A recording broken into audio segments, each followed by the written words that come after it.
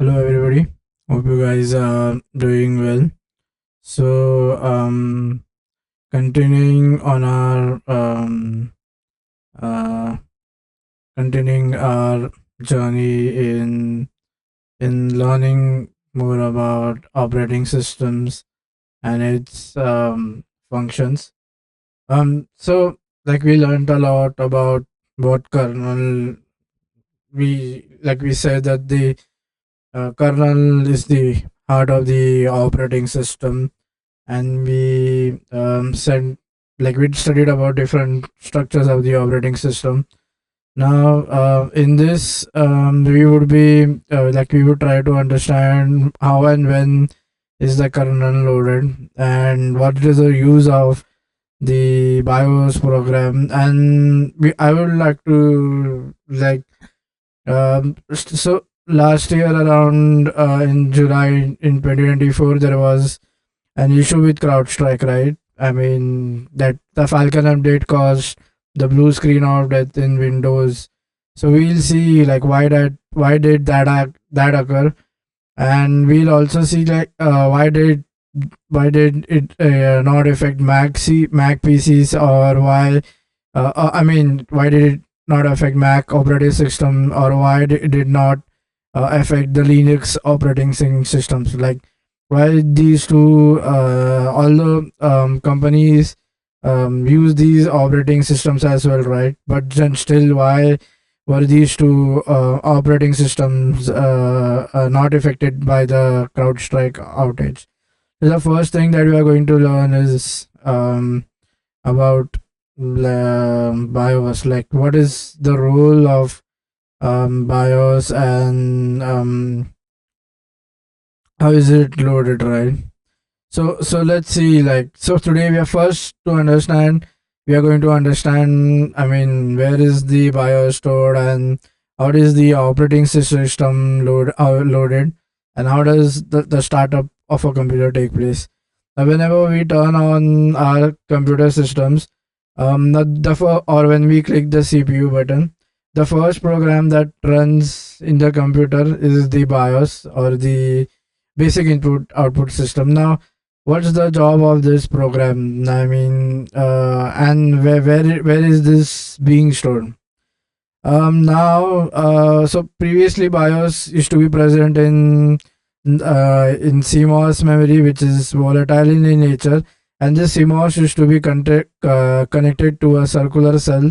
Like this is the same cell that is found in our watches, right? Now the thing is, why did we need to have this continuously powered? Remember, CMOS is volatile, right? So the moment the power is taken out or the battery is removed, the CMOS will be reset. Now, what happens when the CMOS resets? Now, if the CMOS resets, then the BIOS is lost. Now, kind kind of consider it like a situation where the BIOS is the one that is going to call the kernel. So if the BIOS does not load, then the kernel will not load and nothing will work. So yeah, so then what we did is, now before loading the BIOS, something else happens. Now what the so there is a program that is run, and it checks whether the peripherals which are connected, for example your memory and other crucial important peripherals, for example your network interface cards or any other memories, or like secondary memories, the one that is on the chip. It checks whether those memories are working and those are receiving sufficient power. Remember, so yeah, you have something called as a UPS which is connected, right? A UPS monitoring system. No, not a UPS. It's called as a power system in computer that kind of modulates the power. Now, why? So is that necessary to my and that is powering the motherboard, right? Can you directly power the motherboard to the switch? Yes, you can directly power it, but that UPS or the inverter which is connected ensures that in case of any sudden electricity cutout, it kind of maintains the stability so that the motherboard does not get burnt. Now if the motherboard is burnt and the peripherals are not detected, again this happens so this check is happening before even the BIOS is loaded. So just imagine a situation where your peripherals have crashed, and there is no so all of our peripherals like memory, NFC cards, the USB drive, they will need power, right? So then we need to check whether they are getting powered, and then there is no crash. This happens before before even we start the BIOS. Now after checking this, now the BIOS loads up. Now the only job of the BIOS is to initialize the peripherals with like to make them available, to make them readily available to use. So right now we have not installed any drivers, right? And interfacing mechanism is needed between the CPU and the peripherals. So so right now what we are doing is we are only initializing it. We are so by initializing it, we are not making the connection between the CPU and the peripheral. We are just making it ready for so that in the next steps the device drivers can be loaded, and then the connection can be made with the kernel. Now after the BIOS is done with the initializations, now there are two ways of running the BIOS or entering the BIOS. Now this happens a lot, right? Sometimes the memory crashes, and then you are not even able to get to the BIOS. If the BIOS does not start, then you will never be able to reach the kernel call. If the kernel call is never reached, then nothing. Then the task management processes, another memory management, other utility services that the OS provides, for example, file system, nothing of that will work. Now, so one is basically BIOS is present in a software that automatically runs. Now, what if the BIOS is not running? Now, so we have developed some keys when pressed continuously during the initial stages, makes the system know or makes the motherboard know that we need to go into the BIOS. Now when this becomes important is when the BIOS is not automatically coming up. You can manually try loading the BIOS. If the BIOS is not able to load, then it is basically an issue with the memory where the BIOS is stored, because the BIOS, as I said, there are two ways of recovering it. One is the software that automatically loads the BIOS, and the other is basically by pressing certain keys on the keyboard. Now, the issue with CMOS memory is what if we have our BIOS present in the CMOS is it's volatile and it needs continuously to be powered on. But the upper and if you see is those cells that are made over there, they last for like 5 to 10 years. However, in modern computers now we do not even load the BIOS in the CMOS. Now either we load it in the flash drive or an EEPROM. Now the advantages of flash drives are the data will remain on them even when the power is turned off. So even if you don't have power in the system, the memory will never be reset, and thus the BIOS or the boot basic input output program will always be present in the memory. Now let's see as an example. Now this is the processor. Now this is what I used to previously we used to have. This is going to power the CMOS, which initially used to contain the BIOS, but now in motherboards we have introduced a flash drives. Now these are basically responsible, and these are non-volatile in nature. That means even if the memory is lost, we will still be able to sorry, if not the memory, even if the power or the device power is turned off, the BIOS will still be present over here. Now let's see. Once now we are done with the BIOS loading stage. Once we have the BIOS already set up, the next thing that we do is basically calling the kernel, or the heart of the operating system. Now how does that happen? So the BIOS does not directly call the kernel. A program called as a bootloader has to be called. Now first we need to check in which memory have we stored the operating system, right? Because the flash drive already has BIOS, and right now the RAM present in the processor is still not available to use, and so the operating system will generally be stored in secondary memory. These are basically slots available for inserting our secondary memory cards or chip cards as they are.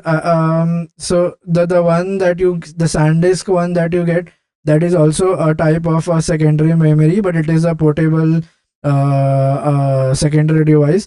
That means you do not know to, we did not need them to plug into this chip card. They have a USB-C or a type or any other USB type of interfacing mechanism.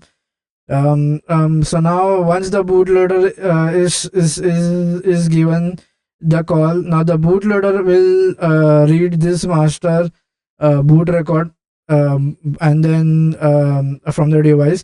Now this is basically the first stage of a bootloader.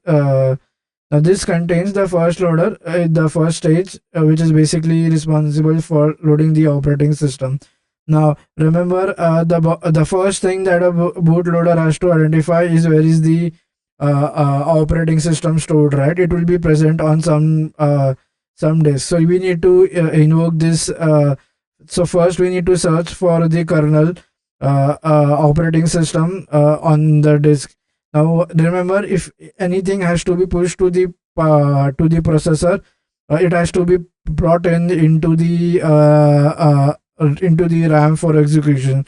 Now what happens is, now once we have the kernel or the system is available to us, now we load the kernel into the memory. Now this memory, what he's talking is RAM. Now once that is available, now the kernel becomes ready to use. Now remember, when before loading the BIOS, we had initialized, sorry, we had checked all the power devices being powered or not, and then, sorry, by devices I mean whether the peripherals are powered or not. And then after the during the BIOS, we have initialized all these peripherals, right? This is the processor, ignore this. This is the for example, the secondary storage is, this is the USB ports. You have type C interfaces over here. Now what happens is, now this processor needs to have an access, or the an interface needs to be provided by this processor. Now remember, now the kernel is present. That means if the processor wants to access it, it will have to go through the kernel. Now the kernel is going to load the device drivers. These drivers is what is these device drivers are nothing but functions or programs which are going to act as an interface between the processor and the peripherals, right? So you need a mechanism, you need certain CPU clock cycle, right? When the data is being read from here, so the CPU and this they have to work together, and they have to be compatible, right? This can be any CPU, and this can be any type of USB drive. It can be type A, type B, type C. So that device driver loading is done by the kernel. Now once that is done, then it sets up the memory management and scheduling other core systems. So in the this happens while the Windows circle, or while the Windows is loading, and it starts loading the core systems. Now once that is done, then it mounts the root file system. Now this is in Linux, it is done with the help of intred or intra MFS. Now then once this is done, then the first process in the task manager is created, which is the user process. Remember, this is the core features of the kernel: memory management, process scheduling, and other core systems. So this has to be set up, and unless and until you don't have this set up, you will not be able to enjoy the features of the OS. Now once all this is done, the kernel is ready for the operating system. Then the GUI, the last is something, the graphical user interface, which is basically at the user level. If you see, on a very general level, is being presented to the user, and now the user can start with the interactions. Okay, now we have set up our kernel. Now let's understand why is the kernel so important in cyber security, or why I mean, why do we like why cyber security experts always deal with the kernel and with not with the application programs. Okay, now remember, so the kernel is the core, right? If you have access to the kernel, or anyways you can manipulate to the kernel, you directly have access to the hardware devices, right? Because the kernel has all the core features or the core utilization present in it. Um,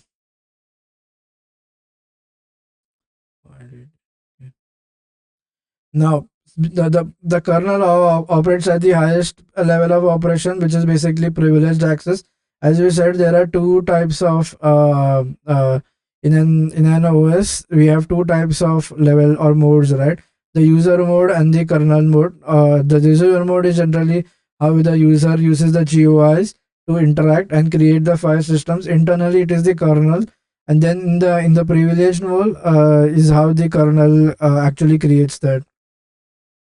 So if I want to access to the memory, remember the hardware can be accessed only when we bypass the kernel, right? So if there is any bug, or if any I want to take up any malicious software or anything, or kind of stop or introduce a bug or take the records, the only that access that I need is basically to have the access of the kernel. Now once I'm in the kernel, then I have access to all its features, right? I can control what programs are being getting scheduled. I can control the multitasking. I can control the memory handling or the segmentation. Now, exploiting the kernel vulnerabilities to gain higher privileges. This is basically what happens in when there is an attack. What happens is we kind of explore that vulnerability and gain a higher privileged access, although the kernel restricts it. Now, third-party drivers. Remember, the job of the kernel is also to introduce the device drivers, right? So these drivers are generally present. So one of the way to introduce a cyber security bug is basically to have malicious device driver software installed. So generally, when you are working with a computer, there is a restriction on the number of devices that can be connected. Now this restriction has been put so that those whenever you install a new hardware, the OS will start loading its device drivers to have that interface between between the processor and the driver. So the moment those are device driver third party device are injected, we are directly going into the kernel code, and we should not be able to manipulate the kernel code, because remember, if we have access of only one system, then we have access to a lot of internal databases, internal memory, because those access will be given to all the computers present in an organization. So just imagine the cybersecurity threat that we are facing these days. Yeah, as I mentioned, now the Windows does not produce these driver codes, right? For example, if you are connecting a Xiaomi phone or you are connecting an iPhone, the device drivers are not provided by Windows. Instead, these are pushed on, and the Windows will have a support for them, but then it's not written by Windows. It's a third party thing. Okay. Now, again, memory protection, because this is where we our core things lie. So if we have access to memory, then again we have access to the whole of the system, right? Now let's see like what happened with CrowdStrike. Like, I mean, what was their issue, and why did it affect only Windows operating system, and it did not affect other operating systems like Mac OS, or even it did not have any effect on Linux. Okay, now first let's start to understand what CrowdStrike is. Now remember, CrowdStrike is basically a cybersecurity company. So as we said, the aim or the major goal of these CrowdStrike or the cybersecurity companies is basically to prevent malicious access to the kernel. To sum it up, we can say it, the moment the person has access to the kernel, the computer or the system is compromised. So CrowdStrike is basically a cybersecurity company. It kind of launched. Let's study more about the products or the features that the CrowdStrike offer. Now, CrowdStrike's Falcon agent operates. Now CrowdStrike has some. As a product called as the Falcon. Now it operates at the kernel level to provide deep visibility into system activity. So the moment you are in the kernel, you can keep a track of everything, right? You can monitor the system calls, like which application is making the call. You can detect the malicious behavior, such as unauthorized access or any vulnerability. We can do this in real time, and we can block and check these activities. Now how does CrowdStrike get installed in a on a Windows system, on a Mac OS system, and on a Linux system? Now the CrowdStrike Falcon is installed at the kernel level mode driver to monitor the system activity at the deepest level. Now this is something called as blue screen of death if it encounters bug, conflicts with other software, or incompatible system updates. Now what happens is, remember, we are at the kernel level. If there is any issue, it causes something called as kernel to become panicky. Now once the kernel is basically the core of the operating system that is present. Now if it starts to panic, it will automatically start the refreshing the screen. Okay, and in on Windows machines, now these it's installed at the kernel. That means we are already in the privileged space where we can monitor what the system calls are. We'll see later on when we study what system calls are and why is it so important. And we will see other functionalities such as process scheduling or task scheduling. Now let's see how it is installed on a Mac system. Now remember, Mac has this beautiful thing of microkernel, right? It kind of starts putting out things out of the kernel. So that is the reason in Mac OS, it's not this Falcon agent does not come in the kernel. Instead, it's basically using an endpoint, which is a security API that was introduced in the Mac OS 10.15 Catalina version. So basically, what we are doing is we are not at the kernel in the Mac OS. We are kind of an layer which is very much above, and we are in the unprivileged mode, and we are using an API to monitor the system tracking. Now, the beauty of this is, since we have less control over the kernel, right? Since we have to pass over a very we have to first go into that privileged mode. We are still not in the privileged mode. Hence we can say Mac OS, even if there is any issue in the Falcon agent, it will not affect Mac OS, because the way it is designed to work is basically using an API which is much above. For example, you have something called as Cocoa. Now this is the beauty of Mac OS, right? It kind of removes those core features which are not required from the operating system and puts them out of the core of the kernel. Only the most important functions of the kernel of the functions are of the OS are kept inside the kernel. So this is the advantage, right? If there is any bug or if there is any issue with the API, it will only affect the unprivileged mode, right? It may cause a crashing at that level. The kernel is still remaining intact. Similar is Linux. Similar in Linux. Now in Linux, although it is installed on on the kernel. But the major or the beauty of Linux is it's a very robust. It has a very robust kernel, right? That is, if there is any kernel crashing, it is handled very beautifully in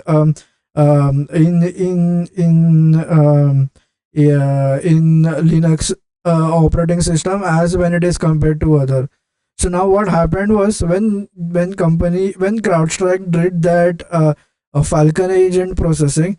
Now, sorry, the pushed the Falcon agent on Windows machine. What was happening is it was stuck in something called as blue screen of death, because it was an issue with the faulty driver being installed in the kernel. Now once you see the BIOS, it goes. So what was happening at that time is it was going through to the BIOS. There was no issue with the BIOS. Remember, the blue screen used to come after the BIOS has been loaded. It used to not come before the it cannot come before the BIOS, right? So there was no issue with the BIOS not being rendering. The BIOS was 100% coming up, but the moment the BIOS or the started to load the bootloader, it was going into that blue screen of that because of the kernel panic. Because in Windows, the Falcon agent used to directly attack on the, or in other words, it used to introduce that driver directly inside the kernel. So the moment you are inside the kernel, you have access to a lot of things. Now, now people might say that we did not install CrowdStrike on our own computers, but then how was it affecting? Now remember, this is something that occurs at the admin level, right?